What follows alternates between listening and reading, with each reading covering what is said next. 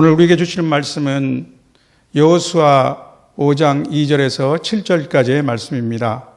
저는 왜 적진 앞에서라는 제목으로 이 본문을 통해서 하나님께서 저희들에게 주시는 은혜를 여러분과 함께 나누기를 원합니다. 먼저 본문에 이르는 배경을 살펴보겠습니다.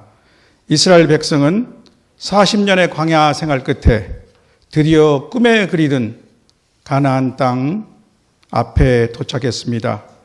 이들은 광야에서 태어난 출애굽 2세입니다.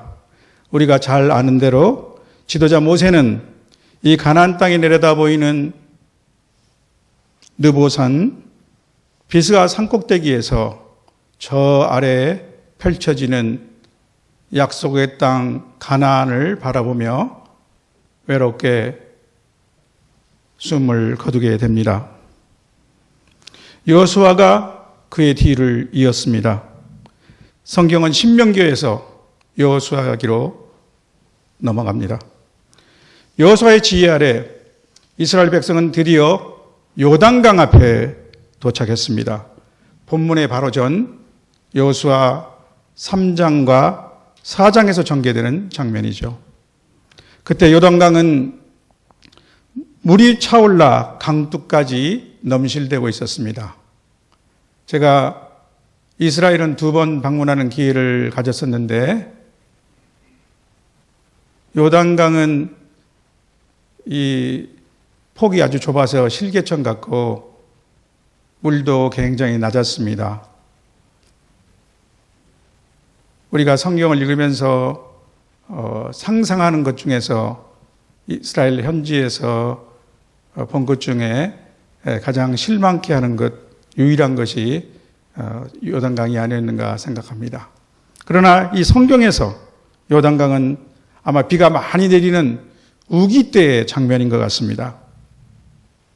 그런데 무슨 일이 있었나요? 하나님의 명령대로 언약궤를 맨 제사장들이 백성들의 앞에 서서 나아가서 넘실거리는 요단강 강물에 발을 디디자 요단강이 마르기 시작했던 거 아닙니까? 출애굽 1세대 앞에 홍해바다가 갈라지는 것처럼 이들 2세대에게는 요단강 물이 마르고 길이 열리는 하나님의 권능을 체험하게 하신 것입니다. 이제 본문의 장면입니다. 이스라엘은 가나안 정복의 첫 관문이 되는 여리고성에 가까운 여리고 평원에 있습니다. 그들은 여호수아가 언제라도 내릴 전투 명령을 기다리며 아마 기대 반 또 긴장 반의 모드로 준비하고 있었을 것입니다. 그런데 본문 2절에서 여호수아에게 내린 하나님의 명령은 뜻밖입니다. 다 함께 2절을 읽어보실까요? 그때 여호와께서 여호수아에게 이르시되 너는 부싯돌로 칼을 만들어 이스라엘 자손들에게 다시 할례를 행하라. 적진을 공략할 무기를 만들어라는 것이 아닙니다. 전투태세로 대오를 정비하라는 것도 아닙니다. 혹시 여러분이 그때 이 이스라엘 백성 중에 있다고 하면 이 명령에 대해 어떻게 생각했을 것 같습니까? 저는 즉각적으로 아니 왜 적진 앞에서 했을 것 같습니다. 생각해 보십시다. 지금 적진을 바로 코앞에 두고 그것도 광활한 평야에서 모든 남자들이 할례를 받는다는 것은 얼마나 위험한 일인가요? 상처가 아무는 동안 기습공격이라도 당한다면 정말 싸우지도 못하고 전멸할 수도 있죠. 더구나 뒤로는 요단강이 있기 때문에 후퇴도 도주도 할 수 없는 것이 아닙니까? 실제 야곱 시대에 그들의 조상은 할례를 이용해서 온 부족을 몰살시켰던 일도 있었습니다. 창세기 34장의 이 얘기죠. 세겜의 추장이 야곱의 딸의 미모에 반해서 그를 겁탈한 후 결혼을 제의했죠. 그러자 야곱의 아들들은 화해의 조건으로 온 부족이 할례를 받게 한 다음 시므온과 레위가 이들을 기습 공격하여 모조리 살육하고 약탈한 이야기를 우리는 잘 알고 있죠. 또한 왜 하필 이 시점인가 하는 의문을 제기할 수도 있을 것입니다. 먼저 요단강을 건너기 전에 했어야 하지 않았을까요? 또 그보다 더 전에 아무리 나그네 광야 생활이라 해도 어느 한 곳에 오래 머물러 있었던 때도 있었지 않겠습니까?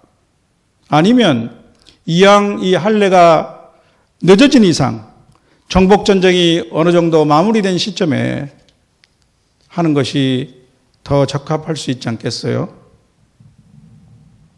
아무튼 하나님의 명령이지만 우리가 보기에는 상황적으로 또 시간적으로 썩 적절해 보이지 않는 것 같습니다.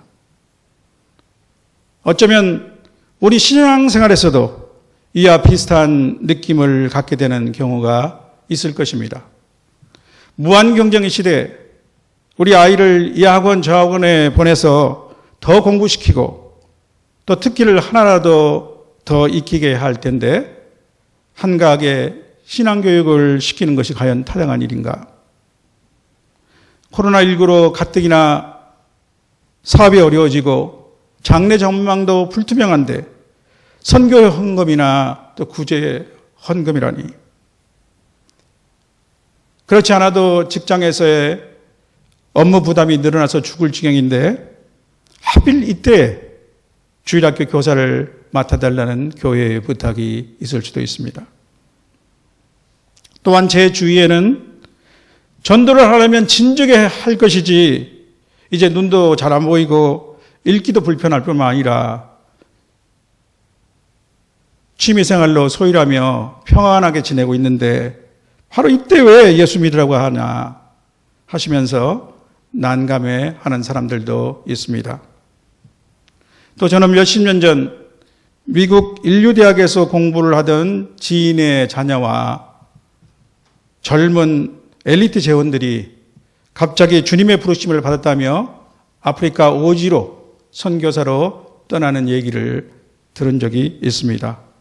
그때 저로서는 사실 나름대로는 믿음의 열정이 있다고 자부했었는데도 불구하고 저는 이렇게 생각했습니다. 혹시 의사라면 모르지만 그들이 공부한 그 어려운 그 공부와 또 그들이 취득한 학위가 아프리카에 바로 쓰일 것도 아닌데 왜 이들이 아프리카 선교사로 떠나나? 이게 좀 너무 아까운 거 아닌가? 이러한 생각을 했던 적도 있습니다. 아마도 출애굽기 3장에서 호렙산에서 하나님이 모세를 부르셨을 때 하나님의 명령 앞에 모세가 느꼈던 상황도 비슷하지 않았을까요? 애굽 왕궁에서 도망해서 광야에서 40년을 목동으로 지내는 그 외롭고 초라한 긴 시간 동안 하나님은 한 번도 나타나시지 않으셨습니다. 그런데 왜 이제 지도자로서의 기계와 꿈은커녕 히브리인의 정체성도 거의 잃어버린 80세 노년에게 민족을 애굽에서 인도내라고 명령하시는 것입니까? 자, 이 하나님의 명령에 대해 여호수아와 이스라엘은 어떻게 반응했습니까? 본문 3절은 여호수아가 부싯돌로 칼을 만들어 할례산에서 이스라엘 자손들에게 할례를 행하니라 라고 기록하고 있습니다.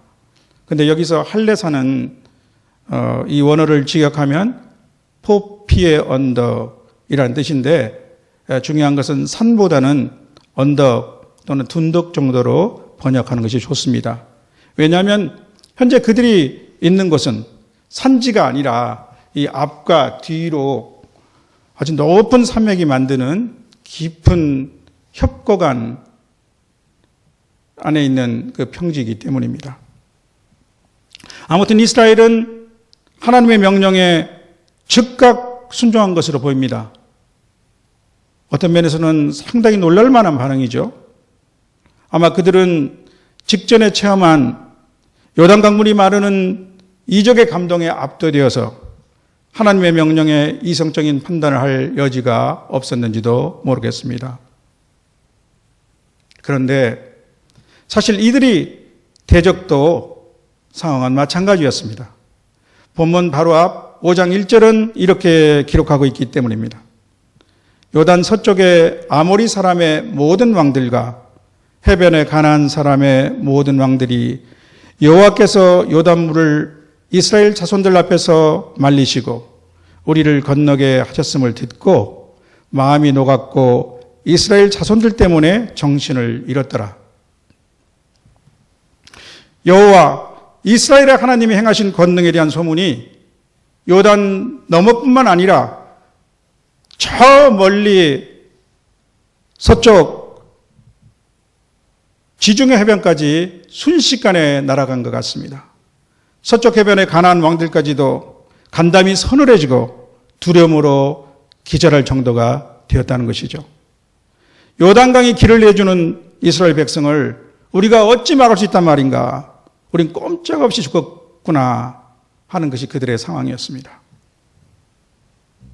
성도 여러분, 이렇게 보면 하나님의 할례 명령에 대한 아까 우리의 생각은 한낱 기후에 지나지 않는 것을 우리는 알 수 있습니다. 상황 안에 갇혀서 우리의 머리에서 나온 합리적인 생각은 제한적입니다. 그러나 하나님은 상황 위에 계시며 또 그 상황조차 바꾸실 수 있는 전능자이십니다. 이사야 선지자의 입술을 통해서 말씀하신 것처럼 이는 하늘이 땅보다 높음 같이 내 길은 너희의 길보다 높으며 내 생각은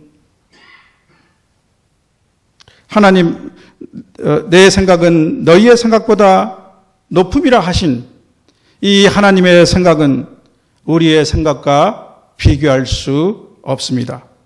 따라서 하나님의 명령은 어느 경우나 최선이며 우리는 절대적으로 순종해야 할 것입니다. 그러면 이제 하나님의 관점에서 한번 생각해 보면 좋을 것 같습니다. 하나님은 왜 이 시점, 이 장소, 바로 적군 앞에서 할례를 명하시는 것일까요? 본문 4절부터 7절까지 할례를 시행해야 하는 이유가 나옵니다. 그러나 광야길에서 태어난 출애굽 2세대는 그동안 할례를 받을 수 있는 형편이 안 됐다라고 말하고 그 상황을 변화하듯이 말하고 있습니다. 여호수아가 하나님의 명령에 따라 즉각 이들에게 할례를 시행한 것을 보면 어쩌면 당시 그들에게는 할례 없는 자, 7절에 나오죠. 이 할례 없는 자의 수치에서 벗어난 것 외에 다른 것들은 고려할 요소가 아니었던 것지도 모릅니다. 이는 그만큼 이스라엘 백성에게 할례가 중요하다는 것이겠죠. 그렇다면 이스라엘 백성은 할례를 언제부터 행했으며 할례는 그들에게 무슨 의미를 갖고 있습니까? 우리가 잘 아는 대로 창세기 17장에서 잘 설명하고 있습니다. 할례의 시작은 믿음의 조상 아브라함부터입니다. 하나님은 아브라함과 그의 자손 대대로 할례를 행할 것을 명하시면서 이 할례가 하나님과 아브라함 그리고 그의 후손 사이에 지킬 내 언약, 하나님의 언약이며 또 언약의 표징이며 또한 그들의 살에 있는 영원한 언약이라고 말씀하셨습니다. 이후 할례는 오늘날에 이르기까지 유대인 남성들에게는 예외 없이 행하는 정체성의 표식이죠. 누가복음의 기록을 보면 우리 주님도 율법의 관례에 따라 생후 8일 만에 할례를 받으셨습니다. 그렇기 때문에 이스라엘 백성이 요단강을 건너게 된 이 역사적 순간에 하나님은 출애굽 이스라엘 2세대에게 그들이 조상 아브라함에게 약속한 대로 하나님의 언약의 백성임을 재확인시키시는 것이 가장 중요하다고 보신 것 같습니다. 이스라엘 백성들은 자신들의 능력이 아니라 하나님과의 특별한 관계, 즉 하나님의 언약 백성이기 때문에 하나님의 특별한 보호와 도움을 받는 것이죠. 그 반면에 그들은 하나님의 서민으로서 하나님 말씀에 순종해야 합니다. 하나님은 또한 이스라엘 백성에게 우선순위의 중요성을 깨우쳐 주시고자 하는 것 같습니다. 정복 전쟁 전에 먼저 하나님과의 관계 정립이 더 중요하다고 하시는 것입니다. 이스라엘 백성에게는 거대했던 그 약속의 땅을 차지하는 것이 급선무겠지만 하나님은 그것보다 먼저 이들이 할례를 통하여 하나님의 선민임을 인식하고 이 표시를 그들의 몸에 새기기를 원하시는 것이죠. 땅을 획득하는 것보다 하나님의 백성으로 인침이 더 중요하기 때문입니다. 출애굽기 4장에는 모세의 아들들의 할례에 관한 특별한 이야기가 있습니다. 하나님의 명령대로 모세가 이제 아내와 아들을 데리고 애굽으로 돌아가는 도중 숙소에서 갑자기 하나님의 사자가 나타나 그를 죽이려 한 것이죠. 이 상황을 간파한 모세의 아내 십보라가 아들의 포피를 베어 모세의 발 아래 갖다 대며 당신은 참으로 나의 피남편입니다 라고 하니 그제서야 모세를 놓아주었습니다. 하나님의 명령, 그것도 출애굽이라는 참으로 중대한 사명을 수행하기에 앞서 하나님은 이방 땅에서 할례를 받지 못한 모세의 아들에게 먼저 할례를 시키길 원하셨던 것입니다. 또한 하나님이 특히 적진 앞에서 그간 미루었던 할례를 행하게 하시는 데는 가나안 땅의 모든 열방에게 이를 보이고 이렇게 선포하고자 하시는 뜻도 있을 것으로 저는 생각합니다. 보라, 세계가 다 내게 속하였도다. 이들이 내가 택한 족속이요 왕 같은 제사장들이요 거룩한 나라요 내 소유가 된 백성이다. 성도 여러분, 그런데 예수 그리스도가 이 땅에 오심으로 하나님은 더 이상 혈통에 의한 것이 아닙니다. 오직 예수 그리스도를 믿음으로 하나님의 자녀가 되는 것입니다. 누구든지 그리스도 안에 있으면 새로운 피조물이라 라고 성경은 말씀하고 있지 않습니까? 또한 이 말씀은 비단 성도 개인의 변화만을 의미하는 것이 아닙니다. 새로운 피조물은 이제 창조계의 변화를 내포합니다. 모든 창조계의 변화를 내포하는 것입니다. 그 다음에 오는 이전 것은 지나갔으니 보라 새 것이 되었도다. 더 정확하게는 옛 것들이 지나갔으니 보라 새 것들이 되었더라 하는 선언이 이를 뒷받침해주고 있습니다. 이제 예수님으로 인한 새로운 피조 세계 안에서 할례도 바뀌게 되었습니다. 로마서 2장 28절과 29절을 두란노 우리말 성경으로 읽어보겠습니다. 겉으로 유대 사람이라고 해서 참 유대 사람이 아니고 몸에 받은 할례가 참 할례가 아닙니다. 로마서 2장 28절 말씀입니다. 그럼 누가 진정한 유대인, 곧 하나님의 백성이며 무엇이 진정한 할례입니까? 이어서 성경은 이렇게 말합니다. 오히려 속사람이 유대 사람이라야 참 유대 사람이며 문자된 율법에 의해서가 아니라 성령으로 마음에 받은 할례가 참 할례입니다. 로마서 2장 29절 초반부에 나오는 말씀입니다. 그렇습니다. 또한 골로새서 2장 11절은 그리스도 안에서 너희가 손으로 하지 아니한 할례를 받았으니 곧 육의 몸을 벗는 것이요 그리스도의 할례니라라고 말씀하고 있습니다. 참 할례는 예수 그리스도를 믿음으로써 받게 되는 그리스도의 할례입니다. 사람의 손이 아니라 성령으로, 육신이 아니라 마음에 받는 것이며 율법의 규정이 아니라 은혜로 받는 것입니다. 또한 당연히 이 참 할례는 이제 남녀노소의 구별이 없이 그리스도 예수 안에 있는 모든 사람의 마음속에 새겨지고 간직되는 것입니다. 문득 이런 생각이 드네요. 한국 사람이 죽어서 심판대에 서게 되면 시간이 많이 간다고 그러죠. 왜냐하면 하도 한국에서 성형수술이 많아서 사람들 얼굴이 많이 바뀌었고 또 비슷비슷한 사람이 너무 많다고 하는 그런 우스갯소리가 있죠. 그러나 틀린 얘기입니다. 하나님은 외모를 보시는 분이 아니라 우리 마음판에 새겨진 참 할례의 표식을 보실 것이니까요. 사랑하는 성도 여러분, 오늘 본문의 말씀, 특히 요단강을 건너가 가나안 적진 앞에서 이스라엘 백성에게 먼저 할례를 행해 가시는 하나님의 명령이 십자가 위에서 우리를 대신하여 피 흘려 죽으신 우리 주 예수 그리스도를 믿음으로써 하나님의 자녀가 된 우리, 곧 참 할례를 받은 오늘 우리에게 주는 교훈은 무엇일까요? 저는 우리의 신앙을 점검하고 또한 신앙생활에서 기준으로 적용할 수 있는 세 가지를 찾아보았습니다. 첫째로 하나님의 자녀로서 하나님과의 관계성, 즉 우리의 신앙적 정체성 확인이 우리가 하는 일보다 더 중요하다는 것입니다.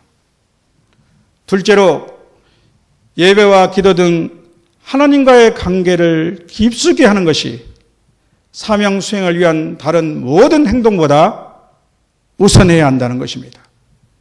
셋째로 하나님의 명령은 어떤 상황 속에서도 최선의 것이며 하나님은 자녀된 우리의 순종을 통해서 온 세상에 하나님의 영광을 드러내시기를 원하신다는 것입니다. 아무쪼록 성령으로 마음에 새겨지는 그리스도의 할례를 받은 참 할례자로서 하나님과의 관계가 더욱 깊어지고 언제나 하나님의 명령에 즉각 순종함으로 반응하는 저와 여러분이 되기를 간절히 바랍니다.